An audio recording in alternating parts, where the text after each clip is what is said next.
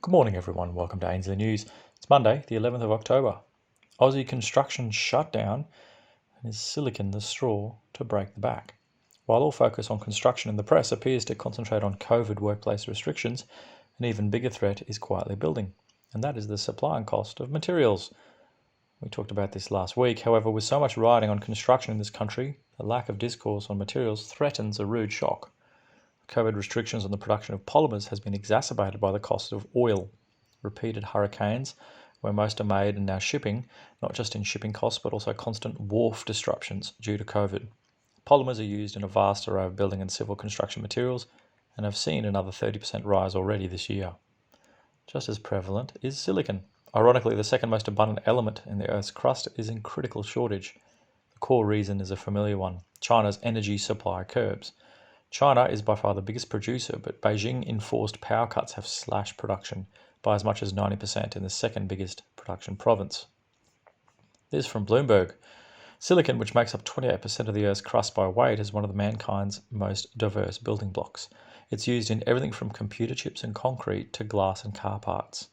It can be purified into the ultra-conductive material that helps convert sunlight into electricity in solar panels, and it's the raw material for silicon, a water and heat resistant compound used widely in medical implants, cork, deodorants, oven mitts, and lots more. When you consider that there are already shortages in timber, when you add polymer and silicon-based materials, you have the core building blocks of any form of construction.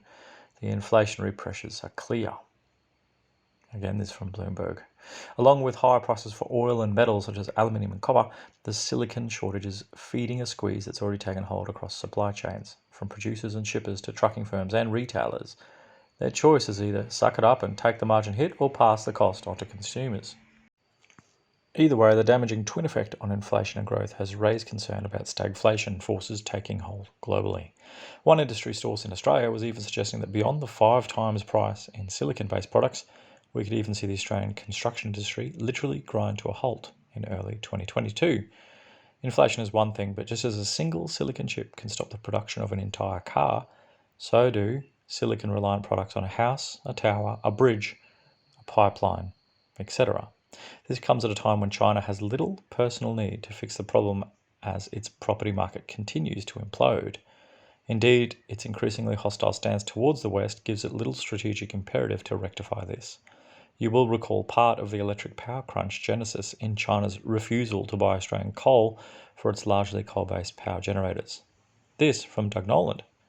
Evergrande bonds ended the week at 20 cents in the dollar, with yields surging to 72.5%. China's real estate sector was hammered this week following the surprise default by mid-sized developer Fantasia Holdings.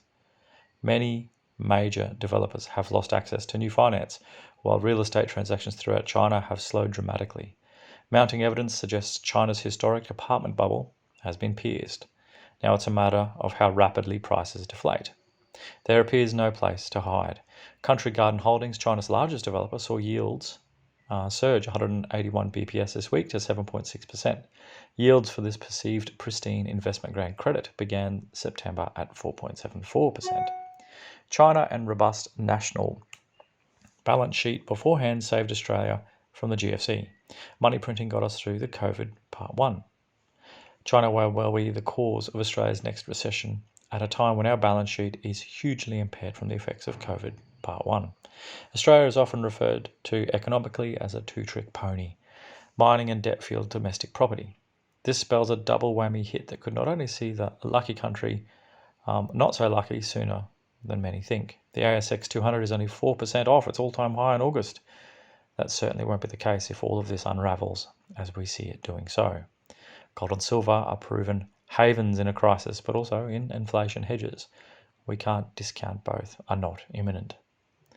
And that's news for today, everyone. Thanks for joining us. Jump over to ainsleyBullion.com.au for all things physical, ainsleywealth.com.au for all things crypto. Keep it offline, as we say. Don't use a hot wallet. And goldsilverstandard.com for our own crypto, built and backed by real gold and real silver. Catch you tomorrow, everyone, for more news.